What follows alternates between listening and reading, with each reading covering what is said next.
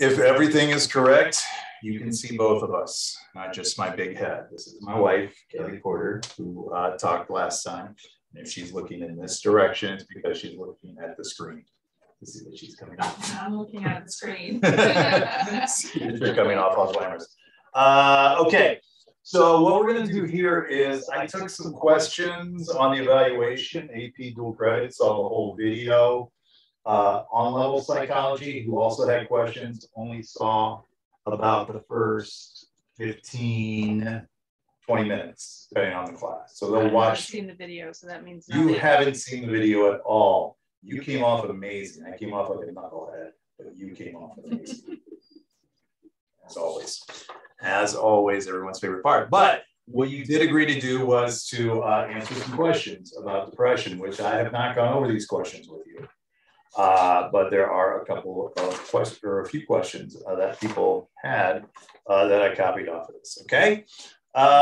So we're just gonna kind of knock these out. I didn't put them in any really sequential order, but I'll just kind of cross them off as we get to them, okay? Yeah. And you're the best for doing this. Appreciate you. Okay, now, in the video, you talked about many different episodes of depression, and somebody asked, how did you know it was different episodes of depression and not the same one that you were going through? There are different, how do I describe that? That's really good. So, different episodes. Let's start with seasonal. Okay. Seasonal is predictable. Okay. And it feels like the sky is heavy upon your shoulders. Right. So when there are months and months of nothing but gray skies, no sunshine on your skin, no sunshine in your eyeballs. Right. This is winter in the Midwest. This is winter in Ohio. Right. The sun goes away in mid-November. Right. And for the next 6 months, it is an event that they talk about on the news when you get 2 or 3 days in a row where the sun comes out. Right. So when you go through that for several months, it usually hit me around February. Okay. February, Valentine's Day, that was about the time that you started to feel like the gray skies were oppressive, like physically pressing down. And April or March comes, the first day of spring comes, it's still snowing, it's still gray, and you feel like the calendar's lying to you. You get really ticked off about it, actually, because I felt so desperate for sunlight. And then in April, it literally is just April showers. Right. It's still cold. It's a wet cold. And sometimes I would feel like I wanted to defy the calendar or the weather or both. And I would just wear springy, colorful, light fabric kind of clothes just to be defiant. Like, this is supposed to be spring, but and then I would be mad because I'd be cold all the time. So seasonal depressive disorder, is that what it's called? Seasonal affective disorder. Seasonal affective, okay. Yeah, SAD. That's what it feels like. It's a physical sensation that your body is very desperate for sunlight. So, and let's go back to what you experienced from 10th grade on through your, I guess, right into your early marriage, where there were good times. You had good days, and then you had the bad days. And how could you do you feel that was one depressive episode with just good and bad days, or it was different episodes? What's the time frame again? 10th grade to college.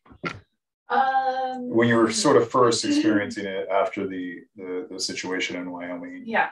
That was one long depressive episode. That's major depression. Right. Clinical depression. Whatever the like worst category of depression is. Right. That's what that was. That's what that was. That is the sensation of nothingness. Like the void. Right. Like your whole being, your whole soul is a black hole. And then the times during that, let's say when you and I were together for a week or a weekend or whatever, you're still in a depressive episode. You're just bringing your energy. Yeah, in that state. Because again, I didn't know because you are great at compartmentalizing. Well, it's really hard to describe because when you're in it, you still have good days and bad days. Sure. It's just that your litmus test, your baseline is so much lower. It's not normal for like a normal person. Right.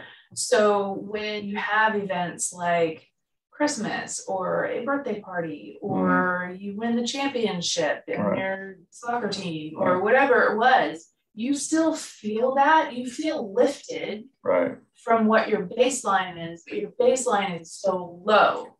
You're probably not as high as everyone else. Not at all. Yeah. But it still feels good like everyone else.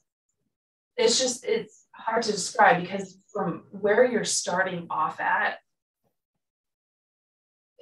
it's also really exhausting. Okay.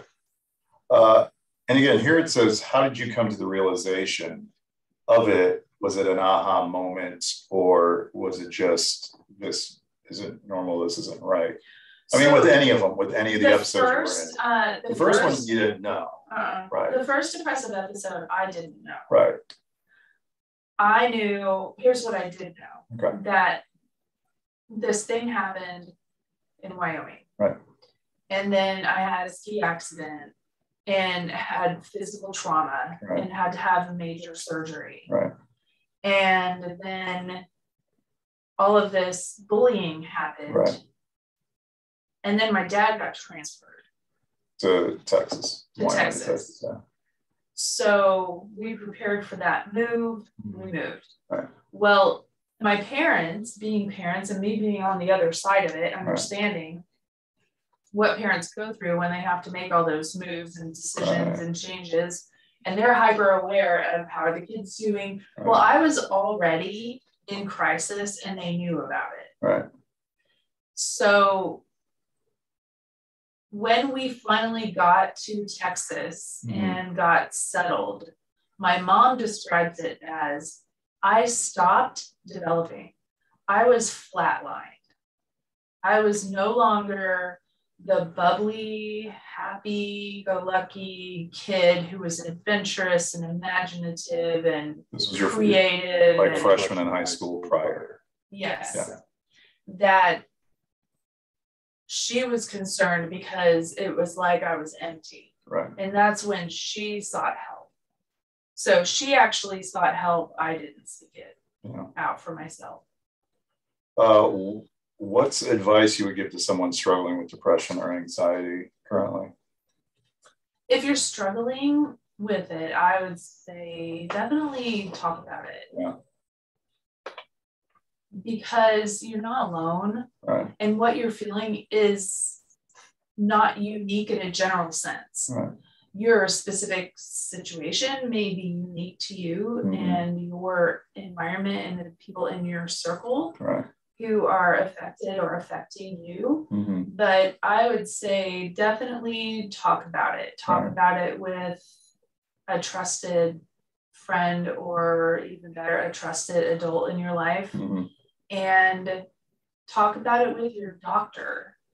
Because even if it's like your pediatrician or your general doctor that you would go to if you had a sore throat, talk about it with your doctor because it's not unique to them either. They would know how to counsel you. They would give you a referral, someone to talk to, or they would prescribe some medication and keep an eye on you just to make sure that the medication is helping you. Okay. And would you say, and again, this isn't to glorify me in any way, but when you're a teenager, can't really talk to anyone because no one talked about depression, can't really talk to your parents because they weren't accepting the thing. You get into your previous marriage, not a lot of communication going on there. You are still you're the person with the same mental wiring that you had 20 years ago. You have a very stressful job. You know, we still got 7 kids, but we talk about it. Do you think that's helpful? The fact that we do talk about it? Yes. Okay. I definitely do. Having somebody in your life who can help you understand whether it's reality that you're interpreting, right, or whether it's the depression glasses that you have on, which distorts the reality that you're experiencing. That's something that has helped me a lot, because, you know, a lot of times I'll come to you and say, you know, this is something that happened. Is it just me, or is that, should I be feeling this way about it, or am I being too sensitive, or is that my anxiety talking to me about, or is that a trauma reaction that is causing me to feel this way? So to have somebody who you trust, that was the hard part in my previous relationship. Was he was a gaslighter. So when I questioned my perception of things, he took advantage of that to manipulate the story to however he wanted it to be. And when I got into our relationship in the trusting way, that when I run things past you, I know that you're not going to try and manipulate the truth or distort the reality to some kind of a selfish motivation. Yeah, I think where I made a mistake early in our relationship, when I would listen to you, is I try to fix it. I would try to tell you, here's what you should do, and here's what I would do if I were you, which I don't think was helpful. I think what ended up being more helpful, especially in your job and sales and everything else, and you'd give me the finger of the, you do not know, you don't deal with these people, blah, blah, blah.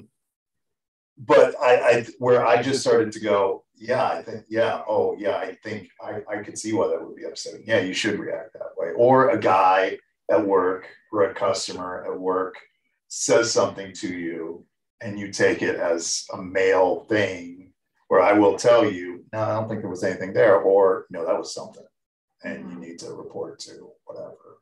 So yeah, I think for anybody dealing with somebody that has depression or anxiety, just listening. Definitely. Yeah, I think that goes a long way. Yeah, I would say that too, because not everybody who's watching this right now or listening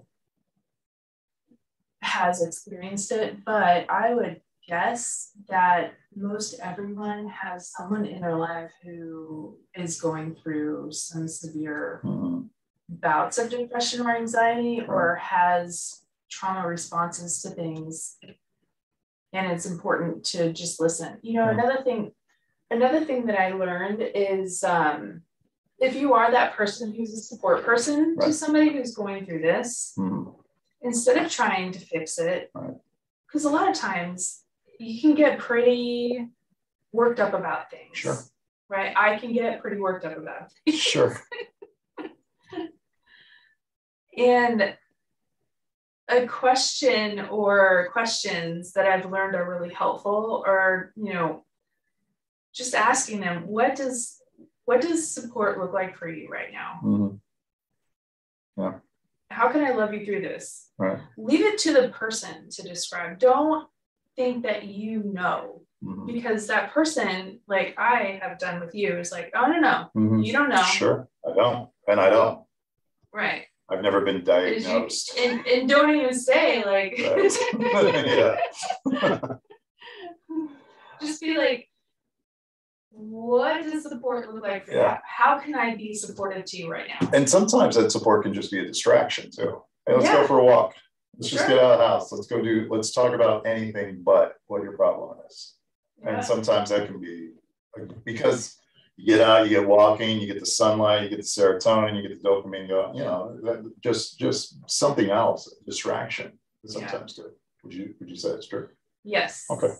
Yeah, it's a fine line to walk though, because a lot of times a depressed person or someone who's really like, I call it sick, but I don't mean it's sick in a demented way, but they literally are suffering a disease, dis-ease in your body. Right. It is. It's an illness. And that person may not have the wherewithal to say, I want to go for a walk, or this is what it looks like for me. This is what I need from you. Right.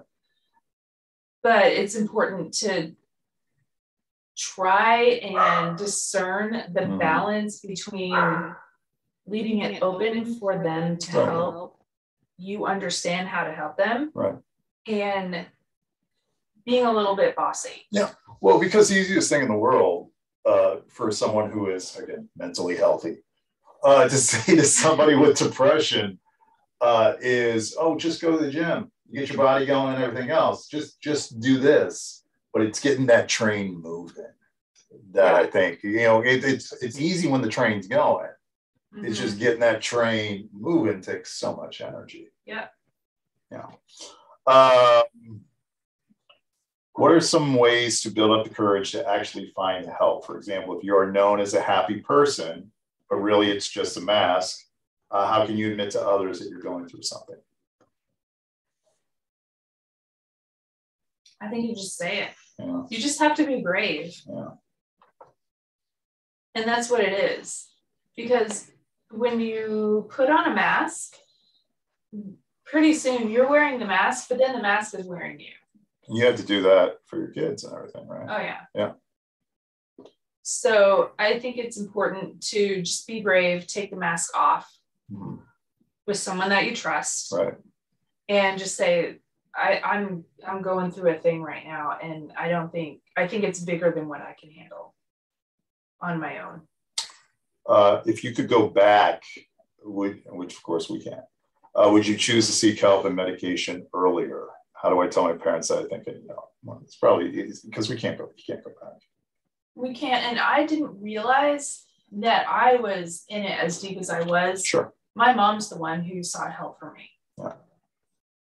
But again, it's so important to not carry it by yourself because it is heavy. That's heavy stuff. And you have to be brave and find that person that you trust. If it's your parents, great. That's awesome. But just like I said before, if you can just open up the conversation and say, I'm just going through a thing. And because I mean, one of our kids went through some pretty serious stuff in his senior year. Right. And it was hard for him to approach us about it. Yeah. But he did. And we talked through it and we cried a little bit. And it was sad for me to see and know that he was experiencing some of the hard stuff that I went through. But it was important. And I feel so grateful that he opened up that dialogue because even now, years later, how long has it been? 4 years, 5 years, 4 years. Quincy's 22. Yeah. It's coming up on 4 years. Yeah. So, because that line of communication was open, he still is able to say that he's worried that he might be, you know, feeling that way again or whatever, but the line of communication is open. Yeah. And that's good. Yeah. How do you know if your anxiety and depression is worth getting on medication? Again, neither of us are doctors. For example, this person was on Zoloft for about a month. Psychiatrist then approved the refill before any effects could be seen about the anxiety. She wants to get help. I think that's an assumption. It's a she. I shouldn't do that. They want to get help, but they don't want to alter their state of mind too much since they're still growing. Do you recommend going to therapy? Does medication help? Yes. Yeah. I would say yes and yes.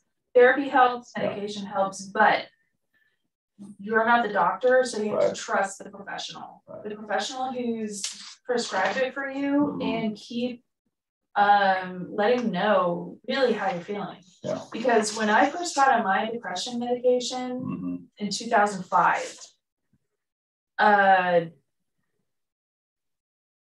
would have follow-up appointments with my doctor. My doctor would ask me how I was doing. And I would still say, I feel like I'm working hard to keep my head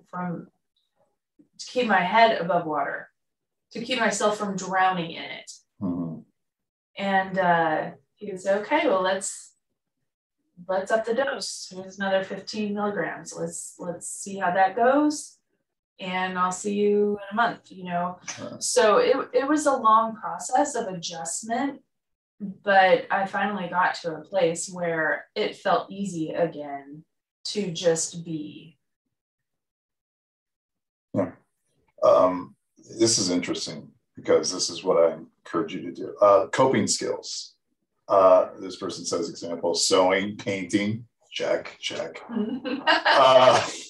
Yeah, but what are some coping things that you do that help you out? Well, I sew and I paint. Yes. check. A lot, yes. Collage. I take time for myself. Anything. I have a lot of creative energy inside of me that. Which you were scared to show as a teen. I was afraid of the critique. Yeah. So it was. Did you ever? I was afraid to allow myself to be vulnerable. Well, let me ask you this, because again, when you were a teenager, did you ever doodle, draw, and then just kind of keep it for yourself and just not show it to anyone? Okay, so as a child, I used to. I've always had night terrors. Right. And I know that. Yes, and so I would have these horrific nightmares, and then I would. You still have intense dreams. Yes, I would wake up and I would write my dreams in story form and illustrate them, and then I would bind them in a book format using box top lids and like the box flaps covered in fabric. I designed them, and so I created illustrated nightmare stories. Yeah. But then I would also, we lived in a financially constrained family. And so when I was a little girl and liked Barbies and things like that, my parents couldn't afford the accessories, the furniture, the dollhouse, you know, all of those things. So I made my own. So my mom was always saving boxes for me. I created furniture. I created accessories like house plants and things out of stuff around the house. So I was always creating. Right, but that's when you were healthy. I'm wondering if now, when you sew and when you paint and when you draw, do you think it jumps you back to that happier childhood feeling? It connects me to that freedom of being a little kid, making just for the joy of making. Right. And when I've noticed that when I have gone through a hard time, the first time that I asked my family for art supplies was Christmas of 2005, when I had my second major depressive episode. I knew that I needed to just play with art supplies. Yeah. But another thing too that I discovered when COVID hit, and everything was so uncertain, and my family and my kids were all over the country, and everybody was locked down, and 5 of our 7 adult children had lost their jobs and were in apartment rentals that were at risk. You know, the anxiety that I felt was overwhelming, and one thing that I discovered was to write in a journal. And so first thing I would do in the morning was I'd wake up, get myself a cup of coffee, and sit down with a journal and just stream of consciousness, just like write. without even thinking, while my brain was still sleepy and my monkey brain wasn't awake yet, telling me what to do and the schedule that I had and the meetings that I had, whatever. Even if I didn't have anything to say, I would write that. I have nothing to say. I got nothing in my brain right now. And then all of a sudden, some kind of random song would pop up in my head, and I'd start writing the lyrics of what I was thinking. And then the next thing I know, I'm working out something big. It's just letting air out of the balloon. That was it. It was like my brain was a spaghetti bowl of anxiety. And all of the thoughts and fears and stresses and everything of that time were all entangled, and just being able to write without thinking or without any kind of agenda or intention really sorted it out and calmed it down. Okay. Interesting that there's a question here. How often do you look back on old journal entries, if at all? I don't. Yeah. I didn't keep a journal really when I was a kid. It was very. But even the journals you write now, you just put them on a shelf. No. I have volumes of journals that I wrote for 2 years getting through COVID, and completed maybe 4 or 5 of them. When I finished one, I put it on a shelf and I've never looked at it again. And I won't. I want to look at it. No. My husband's an ass. No. You're going to see random songs that pop in my head when I wake up in the morning. You're doing really well. I appreciate this. You still comfortable? Okay. Were there any family-related issues going on in the household that could have been pre-diagnosed and induced the depression? Your grandmother on your father's side, but did you know about that when you were young? No. You know about that? Have you ever talked to your parents about the emotional indifferences you had as a teen? Don't really revisit that. No, the couple of times that I've tried haven't gone well. So I just put that aside. The thing about that is, I guess I've had to kind of come to the conclusion that it is what it is, and I need to just forgive and move on. Right. Because I believe and I think that they were doing the best they could with what they had. Sure. And your mom ironically apologized to me last summer for your teenage years. I remember calling you because I was in Ohio for a reunion. I remember calling you going, hey, your mom just apologized to me for your teenage years. Because she basically said, you know, if we could all do a redo, I didn't know what I was doing. And And I remember calling you and you were kind of dumbfounded by that. Yeah, and it really helped me. Yeah. Yeah. So she apologized through me to you. Yeah. Which is good. There was another question on here actually about your mom. I forget where I put it, or I forget where it was printed at.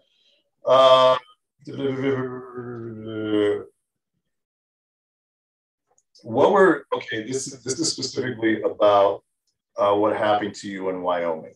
Are you okay there? Okay. How did you come to the acceptance of what happened, and how long did it take for you to come to sort of terms with that? It took a really long time, a very, very long time. When was it that okay, so that's 85. No, it's 84 that you were in Wyoming. So at some point after Facebook came around. Oh yeah. Okay. Yeah. Mike. Yeah. The offender. Yeah. Found me on Facebook. Yeah. Sent me a friend request. Yeah. And what is that face?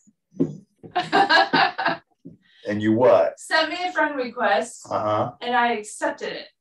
Yeah, and the reaction. And within 10 minutes, my brother called me and said, "What the hell?"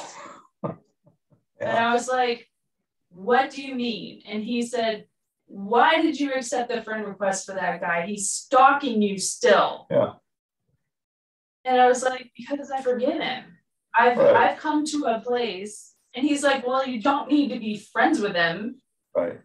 Yeah, because I remember you telling me that story that your brother did have that reaction that quickly. And I was like, yeah, that makes complete sense. I didn't know how to express that I had come to a place. So do you think you accepted his friend request as sort of a "you didn't hurt me"? No, sort of thing?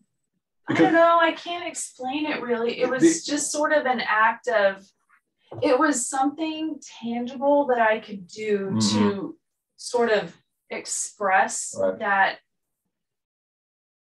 I've moved into a place of acceptance of this whole thing. Right. I can't change it. Sure. It is what it is, and it's part of my story now. Right. And I wouldn't actually be friends with him. No. Well, because what I remember 4 years after that situation in Wyoming, when you and I were dating, we went to a University of Houston, Wyoming football game at the Astrodome because you were from Wyoming and you wanted to see Wyoming play University of Houston. And I was in town that week and I go, well, how fun. But then you were like, every 15 minutes we had to switch seats. We had to go somewhere else. You remember that? I swear he was in the room. I thought he was there in the stadium. Yeah. And we had to keep moving seats. And of course, my reaction was, I get to watch the game from a different angle. It's good. Yeah, I didn't see anything wrong with that. If you could go back, would you choose to see Cal? Oh, I think we already mentioned that. If you could remember more about the time you were with Mr. Porter in college, would you choose to remember, or would it bring up too many bad emotions and feelings you put away? I would choose to remember. Yeah, if you don't want to read those letters. You did read one of the letters. You did read one letter. A week ago. About your mom telling you the pedestal. Yeah. And then you had the whole pedestal story. Right. Yeah. Somehow you found the letter. I wrote it to you. Right. I had no recollection of that. And you told me about it. Did you hand me the letter? I sent you a screening. See, I can't remember that. I took a picture of it on my phone and I sent it to you at work. And you finally read it. And I was like, no, I'm not going to read it. Right. I'm not going to read it. And then I did read it. Yeah. And then you started having like flashbulb. And I was like, okay. It's weird that it happened in a time frame that the story of it in my memory, it's always been just that conversation, but I really did put it in the context of when it happened. Right. It happened months after, I imagine. Yeah, you thought it was in the summer. I thought it happened in the summer, but it was like months later. Right. So we had been dating for a lot longer than I thought we had when she said that. Yeah. So it's kind of even worse because she knew that I was serious about you because we'd been dating for a longer time. And I've been to the house. I was to the house quite a few times. Yeah. Anyways. But I did read it. You did read it. And I was happy that I read it. Good. But I don't want to read any others. Yeah. And of course, and you and I have talked about this before, we wouldn't, I mean, as rough as it might have been for both of us and the situation, we wouldn't change anything. Because had things been different back then, we don't have Austin, we don't have Tyler, we don't have Faith, we don't have Teddy, we don't have Quincy Duncan Joy, we don't have those souls here. So it's all worked fine. And I think you and I have more of an appreciation for one another because of the crap we went through. Fair enough? Yeah. Okay. I think we already talked about that. Yeah. Well, I mean, I think we hit a lot of, someone did mention something about, and you had talked to me about this before, suicidal thoughts. Yeah. Never wanted to hurt yourself because. No, I couldn't imagine doing it to myself. However, I would daydream about something random happening to me. Right. That would just remove me from the situation, from the earth. Right. But it wouldn't be at my own doing. Right. Because you couldn't leave the kids with that, or no, even when I was a kid. Really? Yeah, even as a teenager. Okay. I just wish that there were times that I would just wish that something would just happen. Someone here was asking about when you fled Hawaii. Yeah. Was that difficult or a no-brainer? So that's interesting because the pivotal point for the Hawaii evacuation was my 20th wedding anniversary. Leading up to it, we had been in Hawaii for 2.5 months, almost 3 months. And things had been getting bad, weird, bad. That's when I found my ex changing my diary on my computer. And it was just a bad situation. Right. So as the 20th anniversary, which was kind of a big deal, approached, I had made dinner reservations, I had a gift, I had a card, but I held all of that back because I wanted to see if there was going to be anything reciprocated from him. Right. And so he came home from work. Good. He came home from work. There was nothing mentioned. TV was turned on. He was hanging out with the kids on the couch. Nothing was mentioned. Still, it got to be 9 o'clock.